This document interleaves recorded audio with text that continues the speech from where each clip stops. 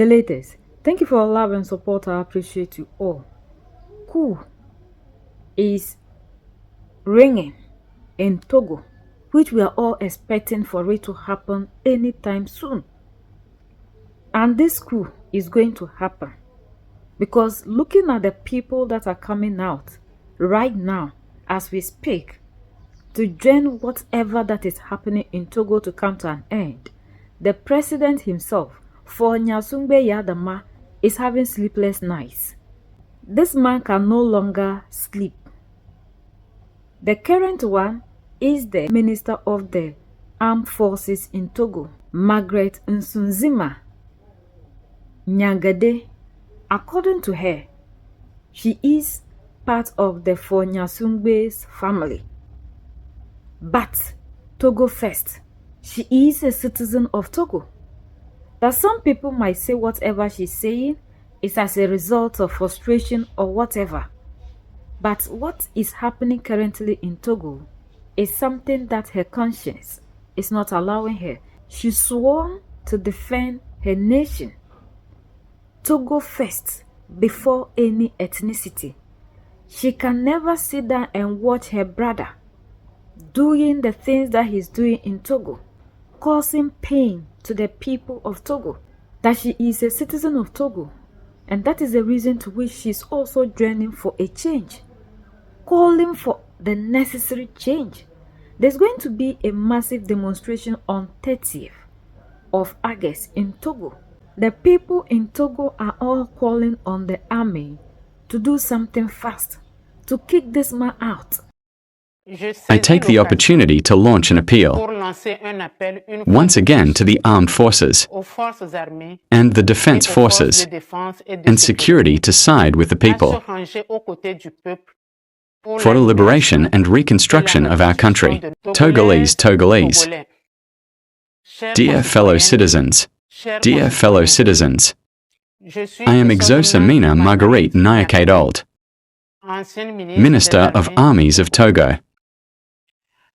I come to you today with respect for the first time, in video, as a Togolese citizen.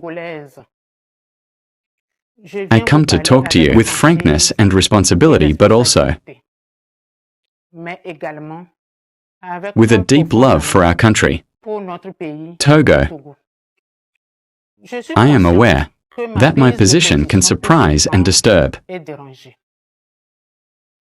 From the broadcast of my stance, some say that I express myself out of bitterness, out of frustration. Others doubt my actions and think I can't want a crown. Unit or change. I know what this can represent in the collective imagination. But to this I answer, yes. I have family ties with the Nyasungbe family, yes. My children are from it. This is a fact.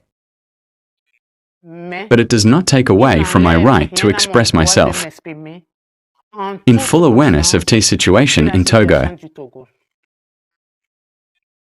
Before being linked to a family or to a community, I am above all a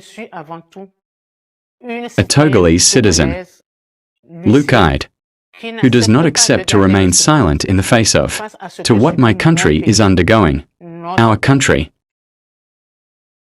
Tell me, why should I keep quiet about the reason of my ethnic origins, of my family ties, or because I have been a minister, and under the pretext of having benefited from the none? Keep silent in the face of drift that I saw when I was in the government would be to betray the values that are dear to me and which constitute my life references. It would be to deny my conscience. It would be to betray the Togolese people. It is therefore in all legitimacy that I claim today my right to speak, and that I join in the voices calling for change. You know, only closed minds refuse to evolve. Dear fellow citizens, silence in this context is a moral fault. Inaction is a complicity, and it is important not to leave the fear dictate our actions and choices. For it is by overcoming our fears that we can really move forward and act in a more thoughtful and courageous manner from Les. First hours of its independence, Togo has never known peace not too true, not the one that liberates and gathers. Togo has remained locked in a cycle, abuse of violence and repression against its own population. Of parents were killed for their opinions, others forced into exile leaving behind, of bruised generations, broken families, and children grow up into pain. Of the Togolese, whether they are from the north or the south, from the east or from the west, have been forced to flee their own country, not for a better life, but to survive. However, it is not only those who have left. There are also those who stayed, those who live in Togo and who have learned to keep quiet, by fear and by survival instinct. Private imprisoned citizens, of their rights and their dignity. We think to all Togolese from here and elsewhere that carry in them deep wounds, old pains and legitimate anger. It would be difficult to imagine all this suffering because you have to live it to understand it. It's time to stop all suffering, to assume the mistakes of the past and to make Togo a country of repentance, a country of justice, a country of memory. This will be the healing award, and the only way towards a country of forgiveness and towards real peace.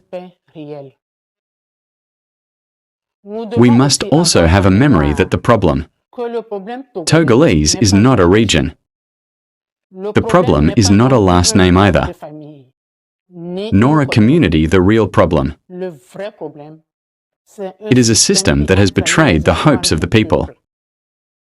And this system must be fought and changed. Dear fellow citizens, our country will not be built in division, but in unity to make Togo a nation. We all have a role to play, so that our fellow citizens from outside can go home, and that all Togolese live in peace, speak without fear and walk without fear. It is together that we govern our country, into fraternity and determination. The time of silence is over. The time has come to say things with clarity. We need a new Togo, of a free country, just reconciled and turned towards the future. Togo is indeed a rich country, with considerable human and natural resources. It should be a development model, unfortunately. The years of deprivation, of freedom, of bad governance, of endemic corruption and expertise have seriously compromised our collective future. We are aware that it is not easy to govern and direct, but the current regime has had time, the means and all the opportunities to change the destiny of Togo. Yet he has failed and there are no more excuses. There. Unnecessary efforts in power will not change anything yet. He must, in a responsible manner, resign to make way for a peaceful transition, inclusive and national, in view of the reconstruction of our country. The Togolese people must take their responsibilities to consolidate its citizen commitment into peace and legality so that the long change become reality. Togo must be reborn is a historical reality. No people can accept indefinitely this oppression, this misery, this and this injustice. I take the opportunity to launch an appeal once again to the armed forces and the defense forces and security to side with the people for the liberation and reconstruction of our country. Togo. How much blood has flowed onto the land of our forefathers? It's time to wash it. My dears, let's not let to fear dictate our silence. Let's not let to division prevent us from uniting. It is time to create a new page. It is time to rebuild a country where every Togolese will have his place, his voice, and his dignity. Dears, history is our business. Our children are waiting. And Togo hopes for a single people, one nation, one future ours. I thank you. Now we are seeing former army ministers also joining the call for a possible change, for somebody to kick this man out. And this is where things are getting serious. That anybody at all that will speak against this man, you don't live to tell the story. And on the 30th, they said everybody, including the army. This is where the president is so scared. This is what is making the president having sleepless nights. All his tactics that he always uses on the army is failing, because the people there are also seeing that whatever that is happening in Togo is affecting them. What is happening in Togo is something that nobody should condone. They were expecting that ECOWAS will be fair enough, as they claim that they are just, to rise up and say something. But these people never said anything. They only called for a dialogue. Dialogue doesn't change the situation in things. The army was waiting that after the call of the citizens to international bodies, ECOWAS and African Union, to do the right thing, and now that they failed, the only solution is for them to come in and save the people. And this is what we want. Changing a leader through democracy is not going to help us, because anybody at all that they bring under that system is somebody that the oppressor can easily control. So that wouldn't bring the change we are looking for, like we've seen in Gabon. Now this man is doing the bid of these people. So we need military men who have the citizen at heart, who also sees that whatever that is happening in Togo is affecting him, his life, and his generations to come. We cannot continue to be under the rule of somebody who always uses the resources to please himself and to make sure that the people outside of Togo benefit rather than those in Togo. Hardship everywhere. They claim they are under democracy, yet these people can never exercise their democratic rights. You can never open up to say anything. So now France is making sure that the ones that he can control remain in office forever and ever. We need military men everywhere to set us free, but not to be like the one that we are seeing in Guinea and Gabon. As for the 2G, they never helped us, because what the oppressor wants is still happening. We haven't been able to be free. So, Togo is just a matter of time. We will see a coup in Togo. Looking at the people that are now coming out to voice out, it means that the matter in Togo is not serious.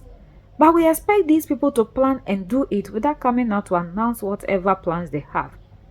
Mali, Niger, and Burkina Faso didn't give us any announcement. Before we realized, boom, there was a coup in these three nations. We need patriotic citizens, military men in Togo to do away with Fonyasungbe. Togo doesn't belong to these people. It's not a family property. Neither is it a monarch system that somebody can sit down and change the constitution to suit himself and decide that I want to be president for life. Yet ECOWAS and African Union are watching these people. Just simple because it pleases your presses. We want to see Mali, Niger, and Burkina Faso also in Togo. The time is now. Africans, we have suffered for a long time. Know that whatever you are going to do to set Togo free is not going to benefit you alone, but generations to come. We need our freedom. Enough of the suffering. We deserve to enjoy the resources that we have. The time is now. We are the only ones that can set ourselves free. United we stand, divided we fall, and united we keep standing forever and ever. The greatest enemy of the African is mental slavery. So let's decolonize ourselves from mental slavery. Let's keep sharing to educate our brothers and sisters. Together we make Africa great for ourselves and the next generations that are going to come.